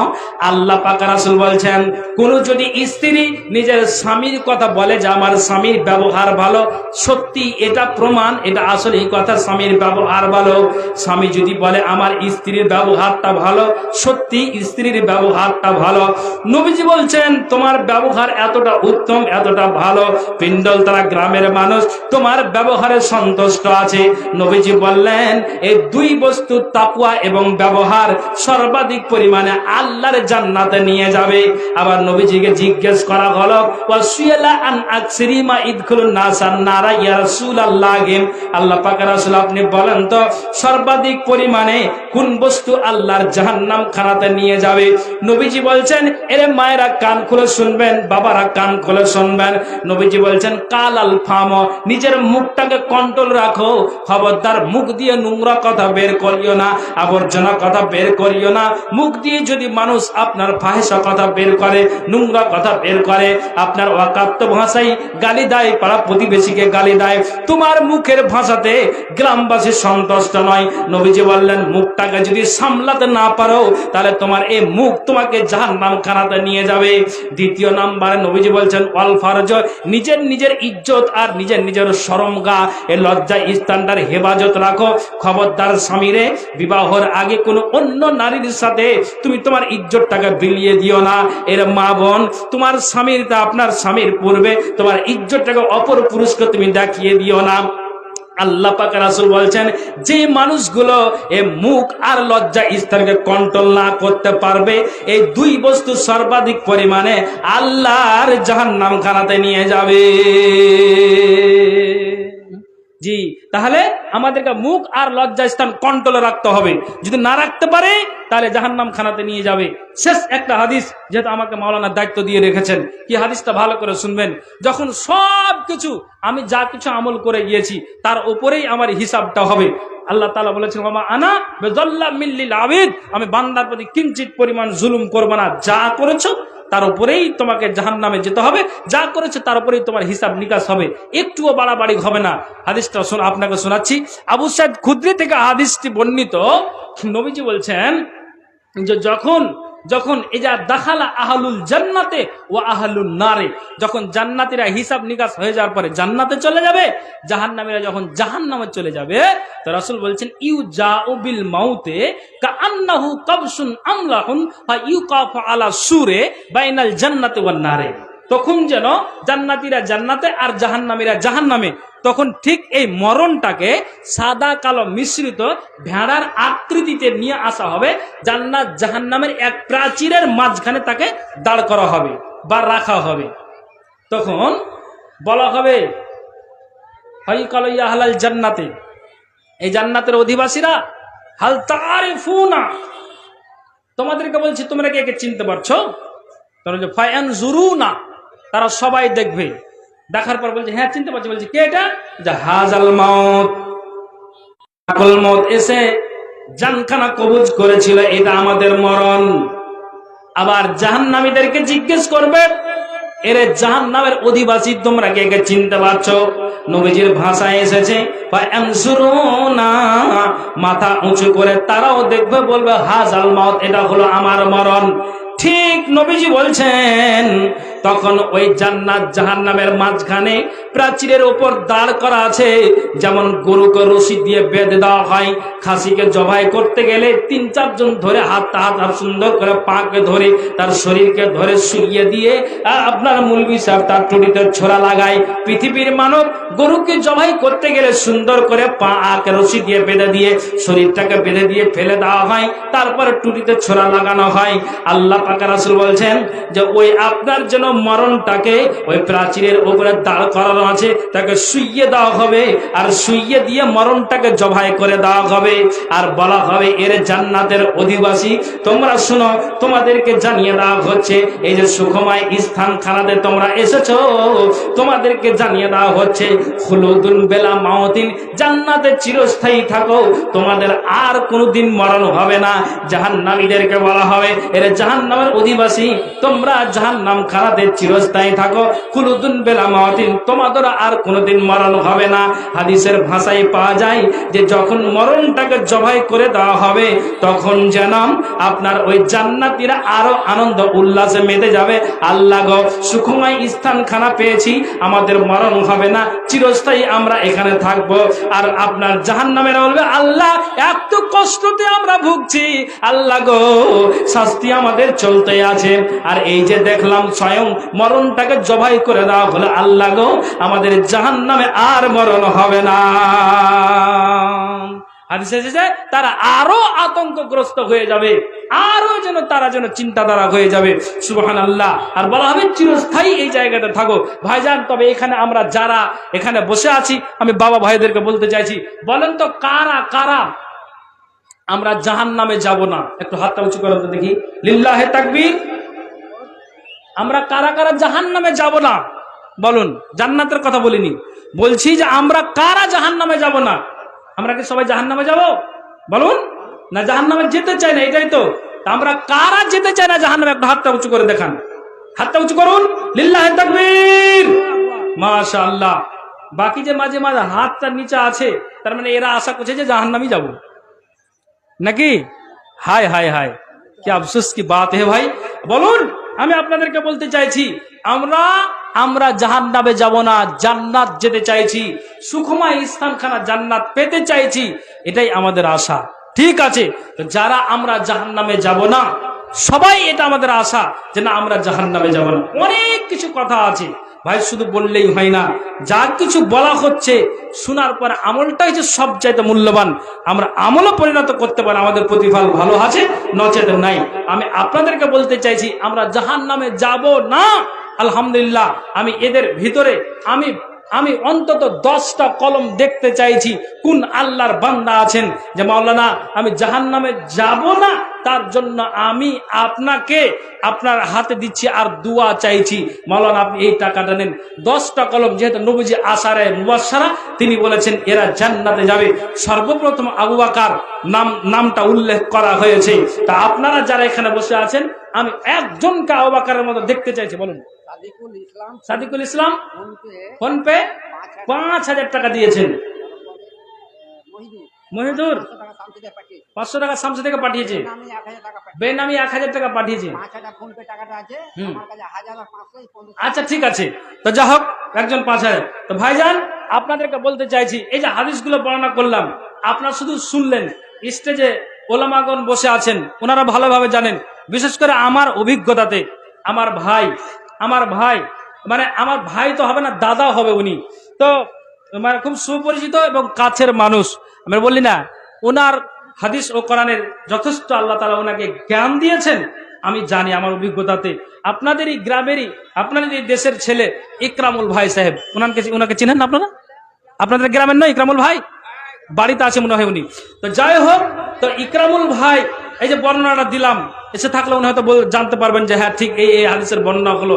আলেম ওলামাগণ আমরা জানি, কিন্তু আমি বলতে চাইছি যে আপনাদের চাইতে যারা আলেম ওলামা ভালো করে জানেন। ভাইজান, উনি একজন খুব গভীর জ্ঞানের আলেম। এই যে বর্ণনাগুলো দিলাম, উনি ভালোভাবে বুঝতে পেরেছেন। তাই আমি বলছি যে অন্তত 10টা কলম, আমি 1000 টাকা চাইছি একজনের কাছে। কোন আল্লাহর বান্দা আছেন? আপনি বলবেন মাওলানা আমার তো দেওয়ার যোগ্যতা 5000 আছে, আপনি এটা স্টেজে নিয়ে আসুন, ইনশাআল্লাহ ওটা দিবেন। আপনার জন্য আমার খাস করে একটা দোয়া থাকবে। কিন্তু আমি 10টা কলমকে আমি দেখতে চাইছি, কোন আল্লাহর বান্দা আছেন যে 1000 টাকা আপনারা দিবেন এই মসজিদের জন্য। এখানে যতজন আছে 10 জনের, এতজনের ভিতরে 10 জনকে চাইছি। আর মা বোন যারা, আলহামদুলিল্লাহ, মোহাম্মদ ইব্রাহিম উনি 5 বস্তা সিমেন্ট দিয়েছেন। আল্লাহ তুমি এ দানকে সাথে গ্রহণ করো। কিন্তু সর্বপ্রথম 1000 টাকা আমার কাছে এসেছে ভাই, আমি আরো 9 জনকে চাইছি। যদি আপনার টাকার অসুবিধা হয় ধানগুলো লিখান। বললেন যে মসজিদের কাজ আছে, রড, সিমেন্ট, বালি, পাথর এগুলোরও দরকার আছে। তো আপনি সিমেন্ট লেখান, রডগুলো লেখান, বালি পাথর লিখান, আপনি এক টলি না দিতে পারলে দুইজন আপনারা কি করেন, ভাগে হয়ে আপনার অর্ধেক করে করে এক টলি আপনারা দান করুন। ভাইজান, আল্লাহ আপনাকে মানে ধন সম্পদ দিয়েছে, আল্লাহর রাস্তাতে আপনি ব্যয় করুন। পৃথিবীর মানুষ, আমি আপনাদেরকে এটাই বোঝাতে চাইছি, একটু আল্লাহর হস্তে আসুন। আপনার সিমেন্ট দিয়ে হোক, ধান দিয়ে হোক, আপনার কি বলে যে টাকা দিয়ে হলেও এই মসজিদকে মুক্ত হস্তে একটু আল্লাহর হস্তে দান করুন। একটু আসুন, একটু আল্লাহর হস্তে। কোন আল্লাহর বান্দা আছেন যে হ্যাঁ আমি দিচ্ছি? মা বোন ও বাবা ভাই আপনাদেরকে বলছি, মা বোন আপনাদেরকে বলছি, অন্তত কোন আমার আল্লাহ ওয়ালি, আল্লাহ ওয়ালি, হ্যাঁ আল্লাহর মানে খাঁটি বান্দি কে আছেন যে 1000 টাকা এই মসজিদের নামে দিতে পারবেন? বলে মা বোন এখন এটা আপনি লিখিয়ে দেন, আপনি লিখিয়ে দিবেন, আপনি ওটাকে কালকে সকালে দিবেন কি 1 সপ্তাহে পরে আপনি দিবেন, সেটা আপনি মনে করে আপনি অবশ্যই দিয়ে দিবেন। কিন্তু আমি আপনাদেরকে যে বলছি 1000 টাকা সর্বপ্রথম একজন ভাই আমার দিয়েছে, উনি বলেছেন আমি জাহান্নাম যেতে চাই না, জান্নাত যেতে চাইছি, মনে একটু দোয়া করে দিন। আর 9টা কলম বাকি আছে, সিমেন্ট হোক, ধান হোক, আর টাকা দিয়ে হোক, একটু আল্লাহর হস্তে 10টা কলম পূরণ করেন, ইনশাআল্লাহ আপনার জন্য খাস করে দোয়া করব, আল্লাহ তাআলা আপনার দানকে কবুল করবেন। কে আছেন বলুন? মা বোন আপনাদেরকে বলছি, ওই যে চাদরগুলো ঘুরছে, অবশ্যই চাদরে আপনারা অবশ্যই মানে ওই চাদরের দানগুলো পাঠান। আপনাদেরকে বলছি একটু আল্লাহর ওয়াস্তে বলুন, কে আছেন আল্লাহর ওয়াস্তে 2 বস্তা 1 বস্তা করে সিমেন্ট দিয়ে হলো আপনি এই মসজিদকে একটু সহযোগিতা করুন। বাঁধা করি সোনা দিয়ে আল্লাহ 200 টাকা আল্লাহ দান দিয়েছে, এই দানকে আল্লাহ তুমি সাদরে গ্রহণ করো। যে আশা দান দিয়েছে, মনের বাসনা উদ্দেশ্য আল্লাহ তুমি পূরণ করো। আমিন সুম্মা আমিন বিরহমাতিকা ইয়া আরহামার রাহিমিন। না থাক, ওটা ওষুধ না, ওটা হয় একটু। তো একটু আল্লাহর রাস্তায় আসুন, আল্লাহর রাস্তায়। যে আমার ভাইয়ের কথা বলছিলাম, ইনি চলে এসেছেন, হ্যাঁ আপনারা চিনেন অবশ্যই। তারপরও আমি আপনাদেরকে বলছি, আসুন ভাই, 500 দিয়ে হলো, 1000 দিয়ে হলো, একটু এই মসজিদকে সহযোগিতা করো। আল্লাহ বলছেন, এরে বান্দারা, কারা মসজিদ আবাদ করবে? মাশাআল্লাহ, আলহামদুলিল্লাহ, বেনামিতে আল্লাহ গো 3000 টাকা আল্লাহর হস্তে আল্লাহ দান দিয়েছে। আল্লাহ তুমি এ দানকে সাদরে গ্রহণ করো। যে আশা দান দিয়েছে, মনের বাসনা মনের উদ্দেশ্য আল্লাহ তুমি পূরণ করো। বুড়ো হয়ে গেল তবু সাদ এর মনে, আহা দুনিয়া না ছাড়িল কোনজনে। গেল আদম, গেল হাওয়া, গেল নবী শীষ, নূহ, মুসা গেল, আর নবী ইদ্রিস। এরা যদি নহে রইল দুনিয়া মাঝারে, তবে তুমি চলো কেন আত্ম অহংকারে। গর্ব করে বাঁচার আশা করলো কতজনে, আহা এ দুনিয়া না ছাড়িল কোনজনে। লোকমান হাকিম জানো বড় বুদ্ধিমান, ছাড়িয়া চলিয়া গেলেন দুনিয়া জাহান। এই মতো কত শত বড় বুদ্ধিমান, না পারে করিতে পূর্ণ আশা আর মান। এরা যদি নহে রইল দুনিয়া মাজারে, তবে তুমি চলো কেন আত্ম অহংকারে। গর্ব করে বাঁচার আশা করলো কতজনে, আহা এ দুনিয়া না ছাড়িল কোনজনে। কারণ সাদ্দাত ছিল বড় নামদার, জোগাড় করিয়াছিল ধনের সম্ভার। বড়াই করিয়াছিল 2 দোরাচার, সদাই থাকিবে বটে দুনিয়া মাঝার। থাকিল না বাঁচিল না ধনের গরমে, ছাড়িয়া যাইতে হলো নীরব আসনে। বহু কেউ ত্যাগ নাহি করিল জীবন। জি, একটা বাচ্চা ছেলে, উনি আচ্ছা গো 400 টাকা আল্লাহ দান দিয়েছে। দানকে আল্লাহ তুমি সাদরে গ্রহণ করো। যে আশা দান দিয়েছে, মনের বাসনা উদ্দেশ্য আল্লাহ তুমি পূরণ করো। আমিন সুম্মা আমিন বিরহমাতিকা ইয়া আরহামার রাহিমিন। 5 বস্তা টাকা আপনার কম হয়ে গেল দাদা? ঠিক আছে, হ্যাঁ। আব্দুর রশিদ মন্ডল, উনি 5 বস্তা সিমেন্ট দিয়েছেন। দাদু সবই ঠিক আছে, আপনি 1টা বস্তা বাড়ান। আল্লাহ আকাশ জমিনকে 6 দিনে সৃষ্টি করেছে, মাশাআল্লাহ। তিনি 6 বস্তা দিলেন। হ্যাঁ, আল্লাহ তাআলা বলছেন ফিসিত্তাত আইয়াম, আকাশ জমিনকে আল্লাহ তাআলা 6 দিনে সৃষ্টি করেছেন। উনি 5 বস্তা দিয়েছিলেন, দাবি করলেন 1 বস্তা, উনি দিয়ে দিলেন। আল্লাহ যে আশা দিয়েছে উদ্দেশ্য মনের বাসনাকে আল্লাহ তুমি পূরণ করো। আমিন সুম্মা আমিন বিরহমাতিকা ইয়া আরহামার রাহিমিন। ভাইজান আপনাদেরকে বলছি, কোন আল্লাহর বান্দা আছেন 1টা বস্তা সিমেন্ট দিয়ে মসজিদকে সহযোগিতা করবেন? সামনে যারা বসে আছেন কি কেউ? একজন হাতটা উঁচু করেন তো দেখি, যে আমি দিচ্ছি। কে আছেন বলুন, বলুন একটু আল্লাহ বলুন। ভাইজান বলুন কোন আল্লাহর বান্দা আছেন অন্তত একটা বস্তা সিমেন্ট দিয়ে সহজে মা বোন আপনাদেরকে বলছি সুন্নাতি দানগুলো একটু দেওয়ার চেষ্টা করুন না। সুন্নাতি দান বলতে নাকের, কানের, হাতের, পায়ের সোনা চাঁদি, এই যে দান, এই দান রাসূল যখন ঈদের ময়দানে বলেছিলেন, ওই সাহাবিয়া নারীরা নাকের কানের খুলে খুলে দিয়েছিলেন যে আমি মেরাজরত রজনীতে দেখে আসলাম যে মহিলারা বেশি জাহান্নামী। তখন ওই নারীরা আপনার নাকের কানের খুলে খুলে দিতে লেগেছিলেন। কাজে আমি আপনাদেরকে বলছি যে একটু আল্লাহর ওয়াস্তে মা বোন কেমন আছেন যে এই সুন্নতি দানগুলো দিবেন। এক বস্তা সিমেন্ট 500,000টা টাকা দিয়ে এই মসজিদকে সহযোগিতা করবেন। বলুন কোন আল্লাহর বান্দা আছেন একটু এই মসজিদের নামে একটু লিখিয়ে যান। আসুন ভাইজান একটু আল্লাহর ওয়াস্তে এসে মেহেরবানি করে এই মসজিদের নামে একটু আল্লাহর ওয়াস্তে দিয়ে যান। ইনশাআল্লাহ আল্লাহ তাআলা আপনার দানকে কবুল করবেন। ওই যে চাদরগুলো ঘুরছে, অবশ্যই চাদরগুলোতে মা বোন কেউ একজন আপনারা খালি যাবেন না। অবশ্যই চাদর যতটুকু আছে আল্লাহ বলছেন কি, লা ইন শাকারতুম লা আযিদান্নাকুম ওয়া লা ইন কাফারতুম ইন্না আযাবি লাশাদীদ। আল্লাহ বলছেন আমি তোমাকে যা দিয়েছি এদের থেকে তুমি আল্লাহর শুকরিয়া আদায় করো, আল্লাহর কৃতজ্ঞতা জ্ঞাপন করো, আল্লাহর প্রশংসা করো। যদি অকৃতজ্ঞ হও, ইন্না আযাবি লাশাদীদ, আমার আযাব বড় কঠিন, সেই আযাবে তোমাকে গ্রেফতার করা হবে। অতএব আল্লাহ যা দিয়েছে আমি যেন শুকরিয়া আদায় করি। আল্লাহ তুমি যথেষ্ট দিয়েছো, মাশাআল্লাহ, আলহামদুলিল্লাহ, আল্লাহর শুকরিয়া আদায় করি যে আল্লাহ তুমি আমাকে যা দিয়েছো ভালো দিয়েছো। আল্লাহ তাআলা বলছেন যা দিয়েছি এতে থেকেই তুমি আল্লাহর ওয়াস্তাতে, আল্লাহর রাহে, আল্লাহর রাস্তায় তুমি দান খায়রাত করো। অতএব মা বোন, বাবা ভাই, এই মসজিদের নামে আল্লাহর রাস্তায় একটু মুক্ত হস্তে দান না করুন। একটা বস্তা সিমেন্ট দিয়ে হলো আমি আল্লাহর কোন বান্দিকে দেখতে চাইছি এই মসজিদের জন্য। আল্লাহ বলছেন মসজিদ বানাবে কারা, মসজিদ আবাদ করবে কারা? তা আল্লাহ তাআলা সূরা তাওবার 18 নম্বর আয়াতে উল্লেখ করেছেন যে মসজিদ কারা বানাবে, মসজিদ আবাদ করবে কারা? তো তাদের গুণ আছে। কি বলছেন?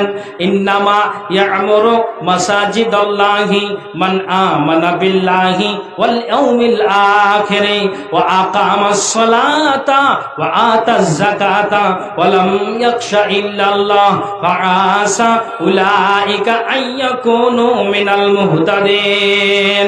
আল্লাহ বলছেন এই গুণ যার ভিতরে থাকবে, মান আমানা বিল্লাহি ওয়াল ইয়াউমিল আখির ওয়া আকামাস সালাতা ওয়া আতাজ যাকাতা ওয়া লাম ইয়াখশা ইল্লাল্লাহ।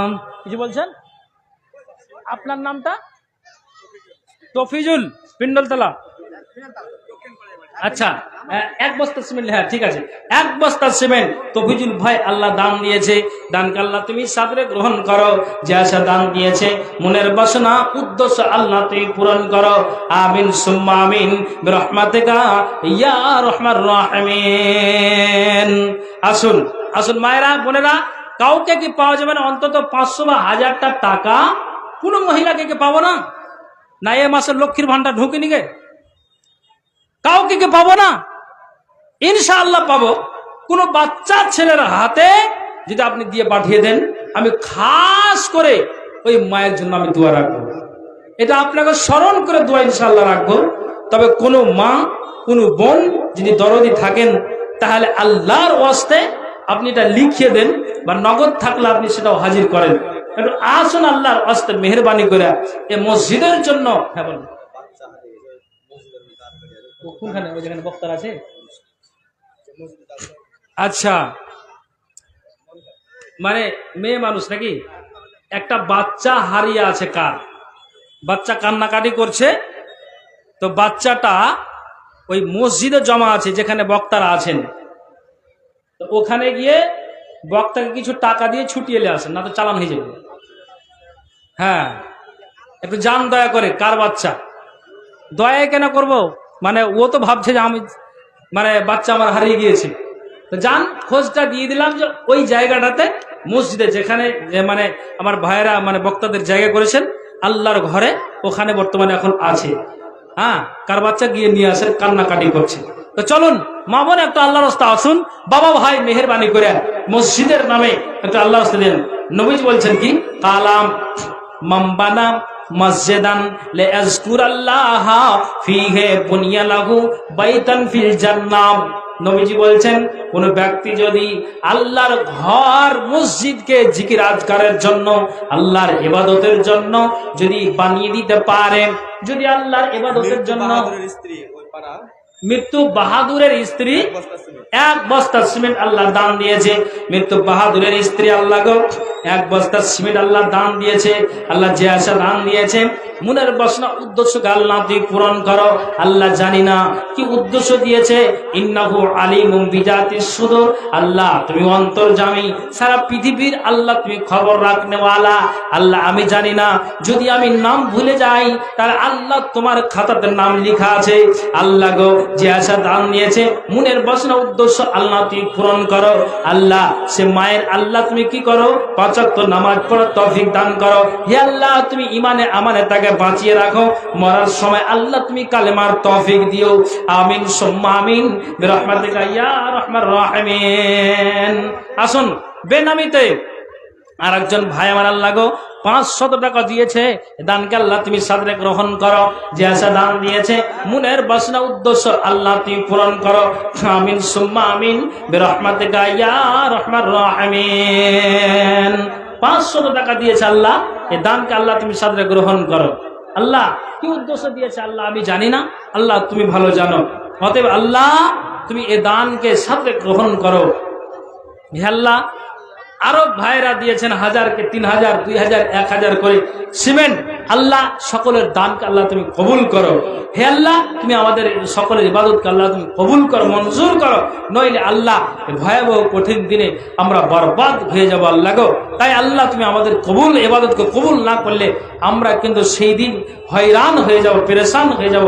অতএব আল্লাহ তুমি আমাদের ইবাদতকে আল্লাহ তুমি কবুল করো, আমাদের ঈমানকে আল্লাহ তুমি বৃদ্ধি করো। আমিন সুম্মা আমিন বিরহমাতিকা ইয়া আরহামার রাহিমিন। ভাইজান একটু আল্লাহর রাস্তায় আসুন, মেহেরবানি করে একটু তাড়াতাড়ি করে আসুন। কে এটা দিলে ভাই? আপনার নাম? আর 500 টাকা দেওয়া যাবে নাকি? এ ভাই শুনেন শুনেন, আর 500 লিখে দেন, পরে দিয়ে দেবেন, লেখেন। আচ্ছা এটা শুনেন, 1000 চাই দাদু আমার, লেখেন, পরে দিয়ে দেবেন। আপনি দিয়ে দেন। কি নাম ভাই আপনার? আব্দুল সালাম। ভালো ছেলে, লগত দিয়ে দিবেন নাকি? দিয়ে দেন। আচ্ছা লিখে দেন আব্দুল সালাম ভাই, উনি 1000 টাকা দিয়েছেন। 500 টাকা নগদে, 500 টাকা বাকিতে আল্লাহ 1000 টাকা করিয়েছে দান। দান অনুপাতে আল্লাহ নেকি যেন পান। মিটাও আল্লাহ তুমি মনের আরমান। আমিন আমিন। বলেন জি দাদা। 5000 টাকা আগে দিয়েছিল, এখানে 5000। আচ্ছা এটা আমার দাদা, আপনি কিছু বলেন না। দাদা আপনি আমারও দাদা। না ও আপনি বলেন, আমরা ওইভাবে আছি। আচ্ছা দিবেন তো। 5000 আগে দিয়েছি, আমি মুসাফির হিসাবে কিন্তু গুনতে 3টা ব্যক্তির দোয়া আল্লাহ ফিরাই, কিন্তু তার ভিতরে একটা মুসাফির দেখেন। আপনাদের গ্রামে একটা যোগ্য আলেম আপনারা পেয়েছেন তো। হ্যাঁ আর 5000 দাদু আমার, আমরা ই করেছি। ওই যে আমার বাপজি বলেছেন যে মাশাআল্লাহ আলহামদুলিল্লাহ, মৃত্যু বাবার নামে বানিয়েছেন। মৃত্যু বাবার নামে বানিয়েছিলেন 200 টাকা। আগে 5000 দিয়েছিল, এখন 10,000 নগদ আর 5000 টাকা। হ্যাঁ যে 15000 টোটাল। মাশাআল্লাহ আমার মাহাতাব আলী দাদা আমার, উনি 15000 টাকা দিয়েছেন। বাবা মারা গিয়েছে আল্লাহ গো, এই দানকে আল্লাহ তুমি সাদরে গ্রহণ করো। আমাদের গ্রামে না, আমাদের গ্রামে নাই, মানে উনি একটা জালসারে রাস্তাটা জাম করবে না। এখন বাইরে থেকে মেয়েছেরা আসছে, রাস্তাটা আপনারা জাম করবেন না। মেয়েছেলে রাস্তার ব্যবস্থা করবেন আপনারা। এখন বাইরে মেয়েরা আসছে, আমার রাস্তাটা জাম করবে। যারা আছে তারা রাস্তা একটু যোগাযোগ করবে। হ্যাঁ না ঠিক আছে। হ্যাঁ হ্যাঁ তো ওই মাহাতাব আলী ভাইয়ের দোয়াটা মানে করছিলাম যে ভাই উনি 15000 টাকায় মসজিদকে আল্লাহ দিয়েছেন, দেওয়ার যোগ্যতাও আছে, তার জন্য দাবি করলাম আলহামদুলিল্লাহ উনি দিয়ে দিলেন। আল্লাহর কাছে এটাই দাবি, আল্লাহ যে উদ্দেশ্য দিয়েছে আল্লাহ তুমি উদ্দেশ্য নিয়ত তুমি জানো। আল্লাহ আমি জানি না, আমি পাপাচার বান্দা আল্লাহ গো, তারপরে একজন আমি মুসাফির হিসাবে আজকে এখানে আছি। আল্লাহ তুমি আমার এই দোয়াকে কবুল করো। আল্লাহ তুমি ভাইয়ের মরার সময় তুমি কালেমার সুযোগটা করে দিও। আল্লাহ মরে যাওয়ার পর আল্লাহ তুমি কবর 3টি প্রশ্নের জবাবের আল্লাহ তুমি সুযোগ করে দিও। কবর আজাব থেকে আল্লাহ তুমি বাঁচাইও। আল্লাহ আল্লাহ তুমি জান্নাত নসিব করিও, আমিন সুম্মা আমিন বিরহমাতিকা ইয়া আরহামার রাহিমিন। আসুন ভাইজান, একটু মেহেরবানি করে আল্লাহর ওয়াস্তে 1 বস্তা 2 বস্তা করে সিমেন্ট এই মসজিদের জন্য অবশ্যই আপনারা দিয়ে যান।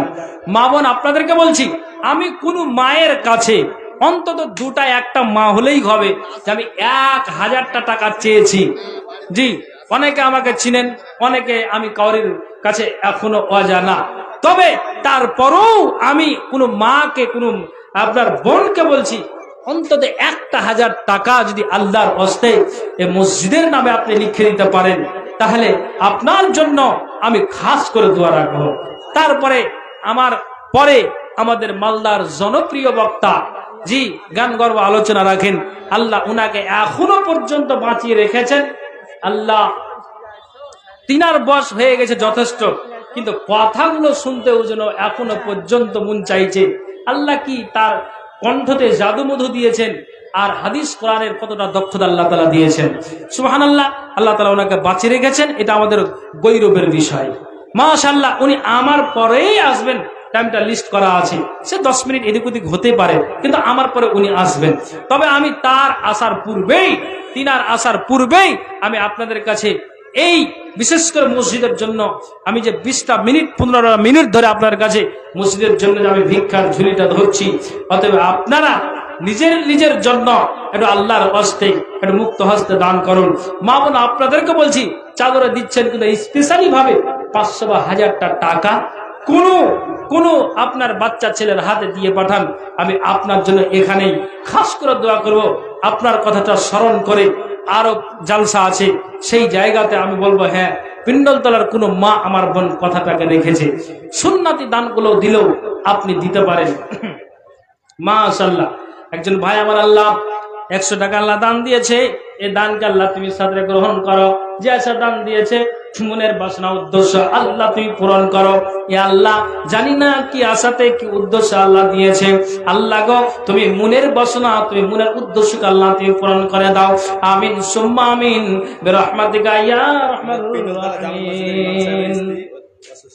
আচ্ছা, পিণ্ডলতলা জামে মসজিদের ইমাম সাহেবের স্ত্রী অসুস্থ নাকি, তো 500 টাকা দিয়েছে। আল্লাহ তুমি ডাক্তারে ডাক্তার, সার্জনের সার্জন, আল্লাহ রাব্বান নাস আজহাবিল বাস ওয়াসফান্তাস সাফি লা শিফাউ ইল্লা শিফাউ কা শিফাআন লা ইউগাদিরু সাকামা। এ আল্লাহ গো, এ 500 টাকা দিয়েছে, আল্লাহ তুমি ডাক্তারে ডাক্তার, সার্জনের সার্জন। আল্লাহুম্মা ইন্নী আউযু বিকা মিনাল বারাসি ওয়াল জুনুনি ওয়াল জুজামি ওয়া মিন সাইয়িল আসকাম। আল্লাহ, এই আল্লাহ গো অসুখ আছে, এ 500 টাকার বিনিময়ে আল্লাহ তুমি তার শরীর থেকে আল্লাহ অসুখটাকে দূরে সরিয়ে দাও। আল্লাহ গো, তুমি হযরতে আইয়ুব আলাইহিস সালামকে আল্লাহ তুমি কঠিন অসুখে আল্লাহ ফেলে রেখেছিলে, তারপরও যখন আইয়ুব আলাইহিস সালাম আল্লাহ তোমার কাছে দুয়ার দরখাস্ত জানালো, আল্লাহ তুমি আইয়ুবের তুমি অসুখটাকে দূর করেছিলে। হায় আল্লাহ, তুমি ইউসুফ নবীকে আল্লাহ কুয়াতে অন্ধকারে তার ভাইরা ফেলে দিয়েছিল, দোয়া করেছিল, আল্লাহ দুয়ার বদলাতে হযরতে ইউসুফকে আল্লাহ তুমি উদ্ধার করেছিলে। হায় আল্লাহ, তেমনি আল্লাহ অসুস্থ আছে, আল্লাহ 500 টাকা আল্লাহ দান দিয়েছে, আল্লাহ এই দানটাকে তুমি সাদরে গ্রহণ করো, আর আল্লাহ তুমি তার অসুখটাকে দূরে সরিয়ে দাও। আমিন সুম্মা আমিন বিরহমাতিকা ইয়া আরহামার রাহিমিন। জি মা বোন, বাবা ভাই, আমি আর লম্বা করব না, তবে একটা কথা,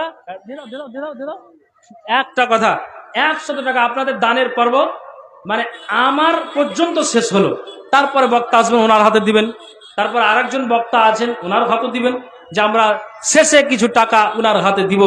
তো আমি কিছু কথা যে আপনাদেরকে শোনালাম, হ্যাঁ, আপনার জান্নাত জাহান্নাম আখিরাতের কথা শুধু শুনলেই হয় না, আমাদেরকে সকলকে আমলে পরিণত করতে হবে, তাহলে আমরা পরিত্রাগ নচেত নই।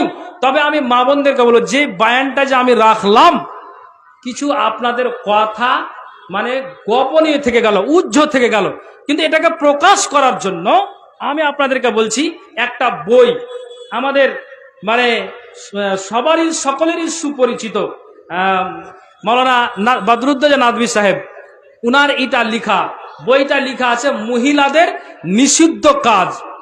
বইটার নাম দেওয়া আছে মহিলাদের নিষিদ্ধ কাজ। আর একটা বুঝতে আপনার সুবিধা হবে যে এখানে নকশা করে কিছু ছাপ মানে আপনার মানে ছাপানো আছে, যে কোনটা আমার নিষিদ্ধ। বাকি আপনি বইয়ের ভিতরে গেলে আপনি বুঝতে পারবেন অন্তত আপনার যেন 50টা কাজ আপনার যেটা নিষিদ্ধ আছে, নিষেধ আছে, এই বইটা তো আপনি পাবেন। যদি এটাকে আপনি মনোযোগ দিয়ে একটু পড়েন তাহলে আমি মনে করি যে আপনার জান্নাতের যাওয়ার রাস্তাটা সহজ হয়ে যাবে, এটা আশা করি, যদি এটা পড়ে আমল করেন তবে। আর যদি কিনে নেওয়ার পর তাকের উপরে রেখে দেন তাহলে কাজে আসবে না। তো ভাইজান আর মা বোনদের বলছি, বাবা ভাইদের বলছি যে আমি বলছি এই 20 টাকার মূল্যতে আপনি মহিলাদের নিষিদ্ধ কাজ, আপনি কি কি কাজ আপনাকে বাধা দেওয়া হয়েছে আপনি বইটা পড়লে বুঝতে পারবেন। অতএব 20 টাকার বিনিময়ে আপনারা নিতে পারেন। আমি স্টেজ থেকে নামবো, ওই সাইডে দাঁড়াবো, যাদের ইচ্ছা আছে যে আমি নিয়ে আমি জান্নাতের রাস্তা তৈরি করব, তবে আপনারা নিতে পারেন। আমি সাইডে দাঁড়াবো, 20টা টাকার বিনিময়ে আপনারা নিতে পারেন। হ্যাঁ, আমি আর লম্বা করছি না, এটা আমি এলান করে দিলাম, যার ইচ্ছা সে নিবেন, কিন্তু এই স্টেজে ভিড় নয়, আমি সাইডে দাঁড়াবো, ওখানেই নিবেন। আল্লাহ তাআলা যেন আমাদের সকলকে এই কোরআন এবং হাদিস যা বললাম, বা আলেম ওলামাগণ জুমায় জালসায় বলেন, আল্লাহ তাআলা যেন আমাদেরকে এই শোনার পরে আমল করার তৌফিক দেন। একবার সকলে বলে আল্লাহুম্মা আমিন। হে আল্লাহ, আমরা যারা বেঁচে আছি আল্লাহ তুমি ঈমানের হালাতে বাঁচিয়ে রাখো, বলি আল্লাহুম্মা আমিন। আল্লাহ তুমি মরার সময় আল্লাহ তুমি কালেমার তৌফিকটা দিও, সকলে বলে আল্লাহুম্মা আমিন। এ বলে আমি আমার বক্তব্য ইতি করছি। ভালো থাকেন, সুখে থাকেন। আসসালামু আলাইকুম রাহমাতুল্লাহ। যারা মা বোন বাবা বইটা নেবেন সাইডে দাঁড়াচ্ছে, আমার সাথে দেখা করবেন। হ্যাঁ, ও এটা ওই